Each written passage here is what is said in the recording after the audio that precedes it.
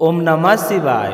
हर हर महादेव। आज मार्गशीर्ष मास के शुक्ल पक्ष की त्रयोदशी तिथि और बुधवार है। दोपहर 12:26 से चतुर्दशी तिथि का शुभारंभ हो जाएगा और कल सुबह यानी कि 4 दिसंबर को सुबह 8:36 पर चतुर्दशी तिथि का समापन होकर पूर्णिमा की शुरुआत हो जाएगी और अगले दिन 5 दिसंबर को सुबह 4:42 पर ही पूर्णिमा तिथि समाप्त हो जाएगी।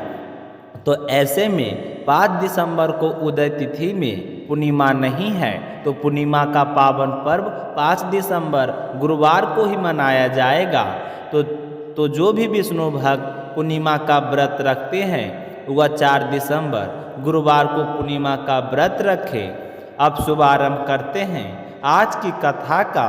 हमेशा की तरह सबसे पहले गणेश जी महाराज की कहानी सुनेंगे। बोलिए गणेश जी भगवान की जय हो।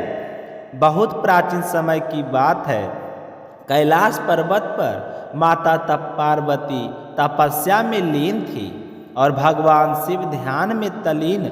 दिव्य लोकों में सब कुछ शांत था, लेकिन पृथ्वी पर एक गांव था, नाम था सुखपुरा। नाम भले ही सुखपुरा था, परंतु वहाँ के लोगों के जीवन में दुख ही दुख भरा था।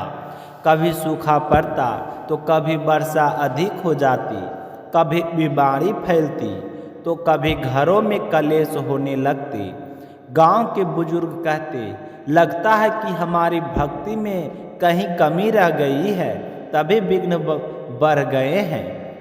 गांव के बीचों बीच एक छोटा सा टूटा हुआ गणेश मंदिर था। बरसों से किसी ने वहां दीप भी नहीं जलाया था। एक दिन गांव की एक 7 साल की बच्ची गौरी वहां खेलते खेलते पहुंच गई। मंदिर की टूटी प्रतिमा को देखकर उसका मन भर आया। उसने अपने छोटे छोटे हाथों से धूल साफ की और मासूम स्वर में बोली, गणेश जी, सब कहते हैं कि आप विघ्न हटाते हो। अगर आप चाहे तो हमारा गांव फिर से खुशियों से भर जाए सकता है। उसकी आंखों से 2 बूंद आंसू गिरे हैं। उसी क्षण मंदिर के भीतर एक दिव्य प्रकाश फैला।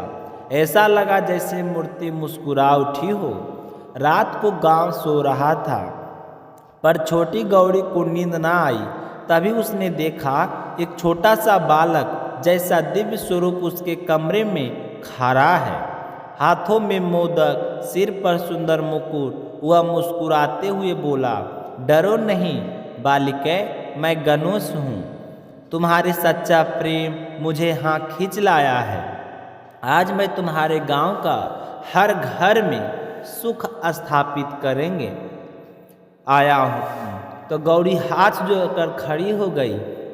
गणेश जी बोले, कल प्रातः तुम पूरे गांव को बुलाना, इस टूटे मंदिर में एक दीप जलाना, और जहाँ मेरा प्रेम और श्रद्धा हो वहाँ मेरा स्वयं वास हो जाता है। अगली सुबह गौरी पूरे गांव को लेकर मंदिर पहुंची। उसने मिट्टी का एक छोटा सा दीपक जलाया। जैसे ही दीपक जलाई तो मंदिर चमकने लगा। टूटी हुई प्रतिमा पूर्ण रूप से नई हो गई, मानो स्वयं गणेश जी प्रकट हो गए हों। गांव वाले विस्मित रह गए। आकाश से पुष्प वर्षा होने लगी। एक मधुर आवाज गूंजी, जहाँ प्रेम, करुणा और एकता हो वहीं मैं गणेश प्रसन्न होकर निवास करता हूँ। जिस घर में रोज एक दीप मेरी स्मृति में जलता है, उस घर से विघ्न अपने आप दूर भाग जाते हैं। उसी दिन से गांव की स्थितियां बदलने लगी। सूखा मीठा, झगड़े खत्म हुए, रोग दूर हुए, लोग एक दूसरे की मदद करने लगे और वो टूटा मंदिर सुखपुर का सबसे बड़ा तीर्थ बन गया। सब कहते हैं हमारा गांव नहीं बदला, हमारी श्रद्धा बदली और गणेश जी स्वयं आ गए। तो बोलो बुद्ध देवता की जय हो। अब अपने सुनते हैं भगवान श्री हरि विष्णु और भोले शंकर की कथा। बोलिए लक्ष्मीपति नारायण की जय हो, शिव गौरी की जय हो। एक बार भगवान नारायण वैकुंठ लोक में सोए हुए थे और लक्ष्मी जी उनके पैर दबा रही थी। तभी भगवान श्री हरि विष्णु स्वप्न में देखने लगे कि करोड़ों चंद्रमाओं की कांत वाले तिलछूल डमरूधारी स्वर्ण भरत भूषित सुरेंद्र वंदित सिद्धि सेवित त्रिलोचन भगवान शिव प्रेम और आनंद तारिक से उन्मत्त होकर उनके सामने नृत्य कर रहे हैं। तो उन्हें इस तरह से नृत्य करता हुआ देखकर विष्णु जी तो खुशी से गदगद हो उठे और अचानक से नींद से उठकर बैठ गए। कुछ देर तक ध्यान लगाई बैठे रहे तो लक्ष्मी जी उन्हें इस तरह बैठा देखकर पूछने लगी कि हे भगवान, आप इस तरह अचानक से उठकर बैठ क्यों गए हैं और क्या सोच रहे हैं, क्या बात हुई है। तो लक्ष्मी जी की बात सुनकर विष्णु जी ने कोई जवाब नहीं दिया। मन ही मन बहुत ही खुश हो रहे थे और ध्यान लगाकर बैठे रहे। कुछ देर बाद हर्षित होते हुए आँख खोलकर लक्ष्मी जी की तरह देखा और फिर कहने लगे कि देवी, मैंने अभी स्वप्न में भगवान श्री महेश्वर के दर्शन किए हैं। उनकी ऐसी अद्भुत छवि मैंने आज तक नहीं देखी। इतनी विशाल, अपूर्व और आनंदमय और मनोहर थी कि पूछो ही मत। मेरा तो मन कर रहा था कि बस उन्हें ही देखता जाऊं। तभी तो मैं अचानक नींद से जागने के बाद फिर से ध्यान लगाकर बैठ गया। हे लक्ष्मी जी, मुझे तो लग रहा है कि शिव जी ने हमें याद किया है और हमें कैलाश पर्वत पर चलकर महादेव का दर्शन करने चाहिए। तो लक्ष्मी जी कहने लगी, यह तो बहुत अच्छी बात है, जल्दी से हमें कैलाश पर्वत की ओर चलना चाहिए। तो इस तरह विचार करके लक्ष्मी जी और विष्णु जी कैलाश की ओर चल पड़े। भगवान शिव के दर्शन करने के लिए कैलाश मार्ग पर आधी दूरी पर गए थे कि उन्होंने देखा कि भगवान शंकर भी गौरी जी के साथ उन्हीं की ओर चले आ रहे हैं। अब तो भगवान के आनंद का कोई ठिकाना नहीं रहा। उन्हें ऐसा लग रहा था कि जैसे घर बैठे निधि मिल गई। दोनों एक दूसरे के पास आते ही बहुत ही खुश हुए, उन्हें प्रेम से बोले। ऐसा लग रहा था कि प्रेम और आनंद का सागर उमड़ आया है।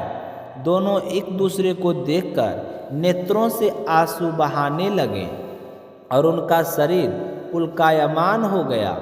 दोनों एक दूसरे से लिपट कर खड़े रहे। देवी लक्ष्मी और पार्वती जी उन्हें देखती रही। थोड़ी देर बाद दोनों एक दूसरे से हालचाल पूछने लगे। फिर शिव जी ने पूछा कि आज तुम कैलाश की ओर कैसे आए हो। तो विष्णु जी कहने लगे कि मुझे तो रात्रि में स्वप्न आया था, मुझे लगा कि आप मुझे याद कर रहे हैं तो मैं आपसे मिलने आ रहा हूँ। तो शंकर जी कहने लगे कि मुझे भी रात्रि में इसी प्रकार का सपना आया था और मैं तुम्हारे उसी रूप को देख रहा था जिस रूप में तुम अपने मेरे सामने खड़े हो। मुझे भी लगा कि तुम मुझे याद कर रहे हो, तो हम तुमसे मिलने के लिए वैकुंठ की तरफ चल पड़े और आप हमसे मिलने के लिए कैलाश की तरफ चल पड़े। अब दोनों देखो अपनी अपनी जगहों से दूर तीसरी जगह पर मिले हैं। तो विष्णु जी कहने लगे, फिर तो तुम्हारे हमारे साथ चलना चाहिए और वैकुंठ में हमारे साथ रहना चाहिए। तो भोलेनाथ विष्णु जी की बात सुनकर कहने लगे कि नहीं, तुम्हें हमारे साथ चलना है, कैलाश पर्वत पर रहना है। दोनों के आग्रह में इतना अलौकिक प्रेम था कि उनके लिए मना करना और निर्णय करना कठिन हो गया। किसके साथ जाना है, क्योंकि दोनों की एक ही सपने दूसरे को मना भी नहीं कर सकते पा रहे थे और जाने का फैसला भी नहीं ले रहे थे। इतने में देखते देखते ही बीना बजाते हुए हरि गुण गाते हुए देवर्षि ऋषि नारद जी वहाँ आ पहुँचे। और बस फिर क्या था, नारद जी को देखते ही विष्णु जी और शिव जी कहने लगे कि देव नारद जी, तुम बहुत ही समय पर आए हो। अब तुम्हें एक निर्णय करना है कि हमें कहाँ जाना है। यह कहते हुए दोनों ने अपनी अपनी बात बताई। तो सुनकर देवर्ष जी नारद तो स्वयं ही परेशान हो गए। वे तो पहले ही देखकर हैरान थे कि उस अलौकिक मिलन से को देखकर अपनी सुध बुध भूल गए थे और मस्त होकर वह तो दोनों का ही गुणगान करने लगे। लेकिन अब जो सवाल उन दोनों ने देव ऋषि नारद जी के सामने खड़ा किया, उसका निर्णय कौन करे।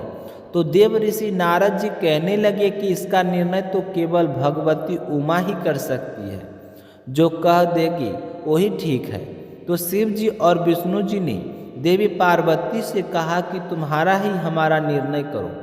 तो सुनकर देवी पार्वती कुछ समय तक चुपचाप खड़ी रही।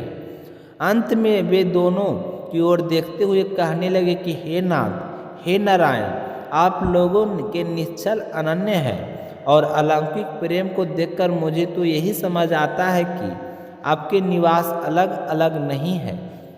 जो कैलाश है वही बैकुंठ है और जो बैकुंठ है वही कैलाश है। केवल नाम में ही भेद है। यही नहीं, मुझे तो ऐसा प्रतीत होता है कि आपकी तो आत्मा ही एक है, केवल आपके शरीर दो दिखाई दे रहे हैं। और आज तो मुझे यह भी स्पष्ट लग रहा है कि आप दोनों की पत्नियां भी एक ही हैं। जो मैं हूँ वही लक्ष्मी है, जो लक्ष्मी ही वही मैं हूँ। केवल इतना ही नहीं, मुझे तो अब लगता है कि आप दोनों में से जो कोई एक के प्रति द्वेष करता है वह मानो दूसरे के प्रति ही नफरत करता है, और जो एक दूसरे की पूजा करता है वह मानो दूसरों की पूजा भी कर रहा है। तो मैं तो मानती हूँ कि आप दोनों में जो भी भेद मानता है उसका चिरकाल तक घोर पतन होता है। आपने मुझे इस प्रसंग में अवश्य मध्यस्थ बनाकर मानो मेरी प्रवचना कर रहे हो और मुझे असमंजस में डाल रहे हैं, मुझे सब कुछ भुला रहे हैं। अब मेरी यह प्रार्थना है कि आप दोनों अपने अपने लोक को पधार जाइए।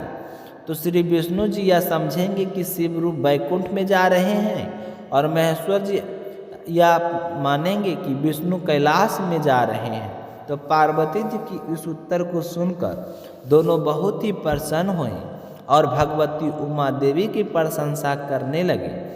दोनों ने एक दूसरे को प्रणाम किया और अत्यंत हर्षित होकर अपने अपने लोक को प्रस्थान कर गई।